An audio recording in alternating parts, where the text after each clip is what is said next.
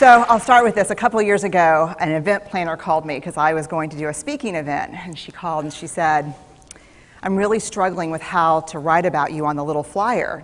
And I thought, well, what's the struggle? And she said, well, I saw you speak, and I'm going to call you a researcher, I think, but I'm afraid if I call you a researcher, no one will come because they'll think you're boring and irrelevant. And I was like, okay. And she said, but the thing I liked about your talk is, you're a storyteller, so I think what I'll do is just call you a storyteller. And of course, the academic, insecure part of me was like, you're going to call me a what? And she said, I'm going to call you a storyteller. And I was like, oh, why not Magic Pixie? I was like, let me think about this for a second. And so I tried to call deep on my courage, and I thought, I am a storyteller. I'm a qualitative researcher. I collect stories. That's what I do. And maybe stories are just data with a soul, and maybe I'm just a storyteller. So I said, you know what? Why don't you just say I'm a researcher storyteller? And she went, there's no such thing. So I'm a researcher storyteller. And I'm going to talk to you today. We're talking about expanding perception. And so I want to talk to you and tell some stories about a piece of my research that fundamentally expanded my perception and really actually changed the way that I live and love and work and parent. And this is where my story starts. When I was a young researcher, doctoral student, my first year I had a research professor who said to us, here's the thing, if you cannot measure it, it does not exist. And I thought he was just sweet-talking me. I was like, really? And he's like, absolutely.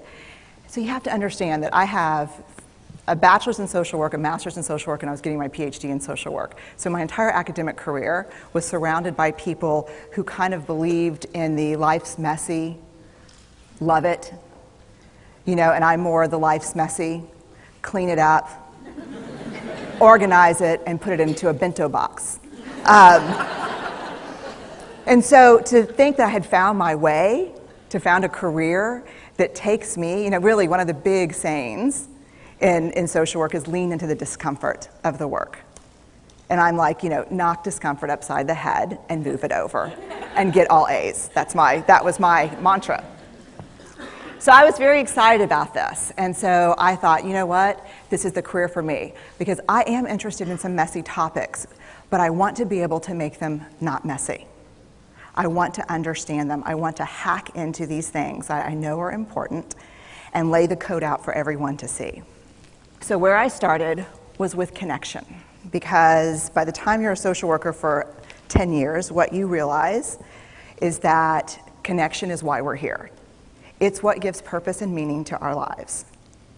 This is what it's all about. It doesn't matter whether you talk to people who work in social justice and mental health and abuse and neglect. What we know is that connection, the ability to feel connected, is neurobiologically, that's how we're wired, it's why we're here. So I thought, you know what, I'm going to start with connection.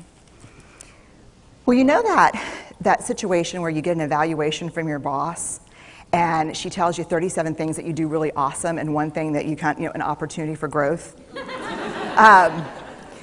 And all you can think about is that opportunity for growth, right?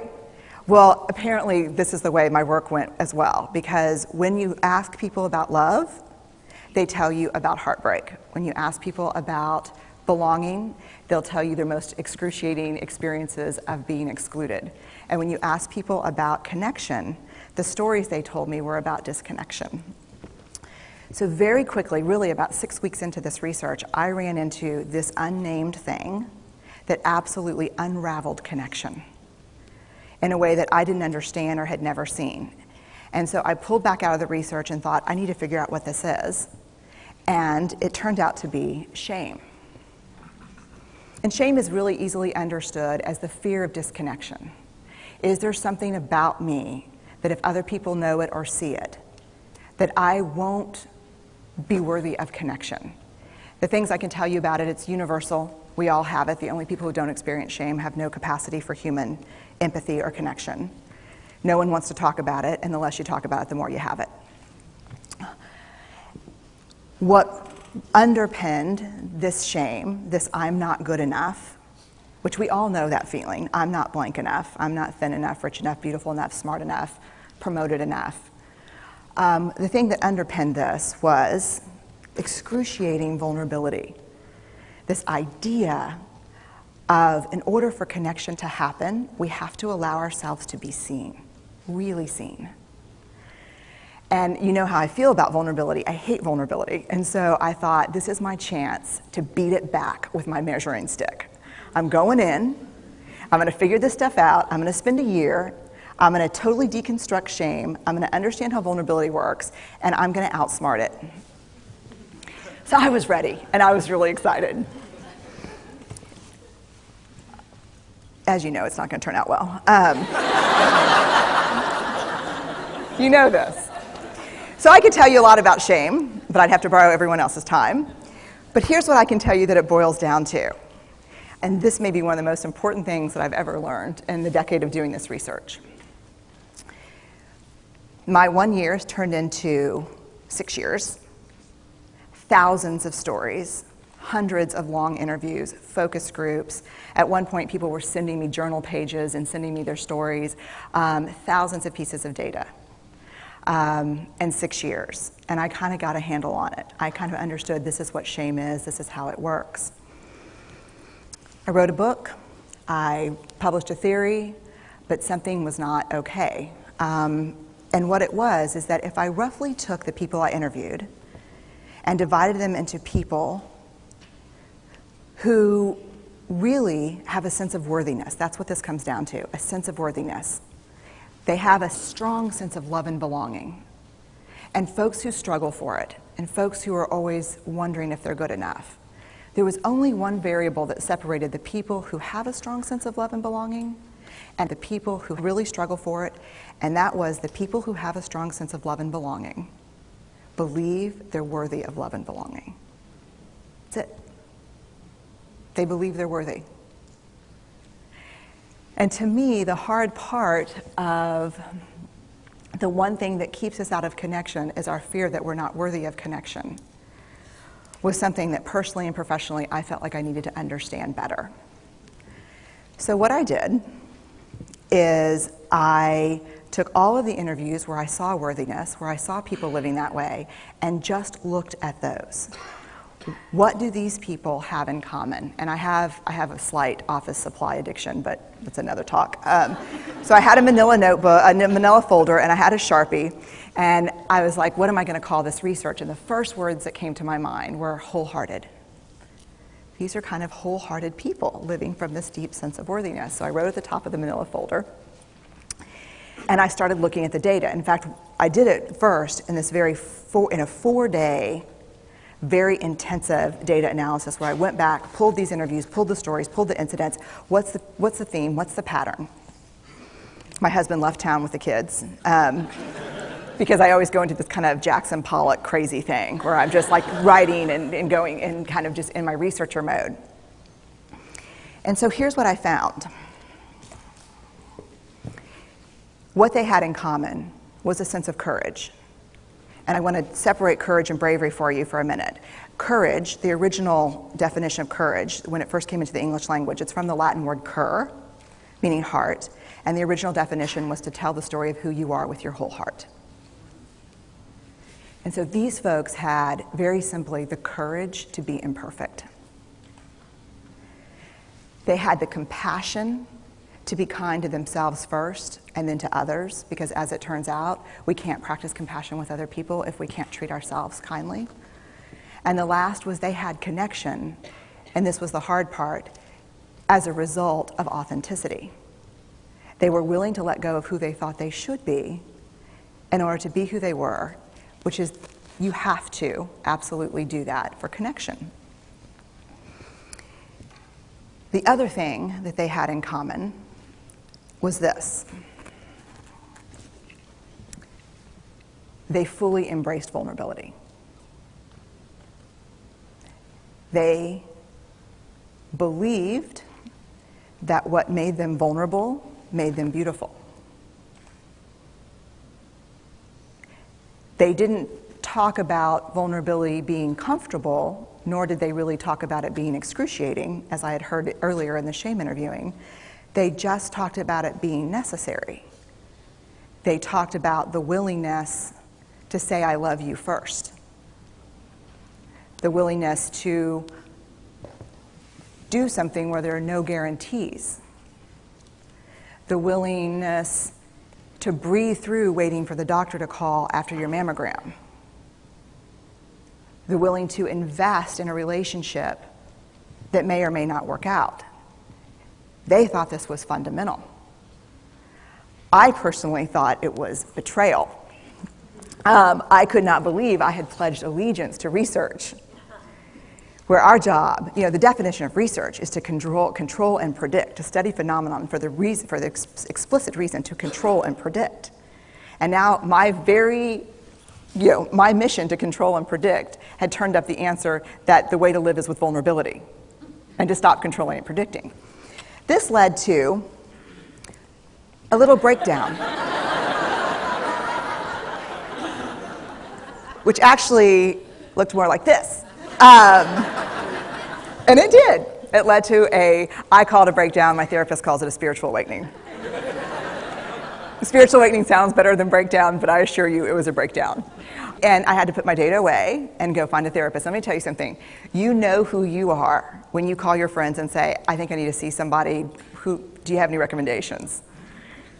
Because about 5 of my friends are like, woo, I wouldn't want to be your therapist. And I was like, what does that mean? And they're like, I'm just saying, don't bring your measuring stick. I was like, okay. So I found a therapist. My first meeting with her, Diana, I brought in my list of the way the wholehearted live. And I sat down, and she said, how are you? And I said, I'm great, I'm okay. And she said, what's going on? And I said, and this is a therapist who sees therapists, because we have to go to those because their BS meters are good. And so I said, here's the thing, I'm struggling. And she said, what's the struggle? And I said, well, I have a vulnerability issue, and I know that vulnerability is kind of the core of shame and fear and our struggle for worthiness, but it appears that it's also the birthplace of joy, of creativity, of belonging, of love, and I think I have a problem, and I need some help. And I said, but here's the thing, no family stuff, no childhood shit, I just need some strategies.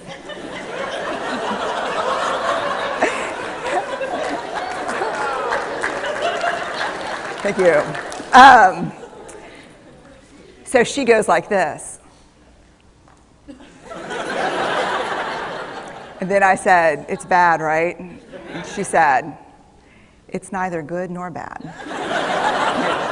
It just is what it is. And I said, oh my God, this is gonna suck. And it did, and it didn't. And it took about a year. And you know how there are people that, like, when they realize that vulnerability and tenderness are important, that they kind of surrender and walk into it? A, that's not me. And B, I don't even hang out with people like that. For me, it was a year-long street fight. It was a slugfest. Vulnerability pushed, I pushed back. I lost the fight, but probably won my life back. And so then I went back into the research and spent the next couple of years really trying to understand what the wholehearted, what the choices they were making, and what are we doing with vulnerability? Why do we struggle with it so much? Am I alone in struggling with vulnerability? No. So this is what I learned. We numb vulnerability. When we're waiting for the call, it was funny, I sent something out on Twitter and on Facebook that says, how would you define vulnerability? What makes you feel vulnerable? And within an hour and a half, I had 150 responses. Because I wanted to know, what's out there. Having to ask my husband for help because I'm sick and we're newly married. initiating sex with my husband, initiating sex with my wife, being turned down, asking someone out, waiting for the doctor to call back, getting laid off, laying off people. This is the world we live in. We live in a vulnerable world. And one of the ways we deal with it is we numb vulnerability. And I think there's evidence, and it's not the only reason this evidence exists, but I think that it's a huge cause. We are the most in debt, obese, addicted, and medicated adult cohort in US history. The problem is, and I learned this from the research, that you cannot selectively numb emotion. You can't say, here's the bad stuff. Here's vulnerability, here's grief, here's shame, here's fear, here's disappointment. I don't want to feel these. I'm going to have a couple of beers and a banana nut muffin. I don't want to feel these. And I know that's knowing laughter. I hack into your lives for a living. I know that's, God.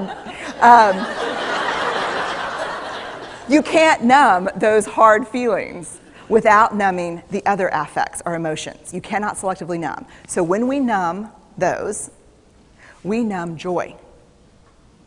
We numb gratitude. We numb happiness. And then we are miserable and we are looking for purpose and meaning.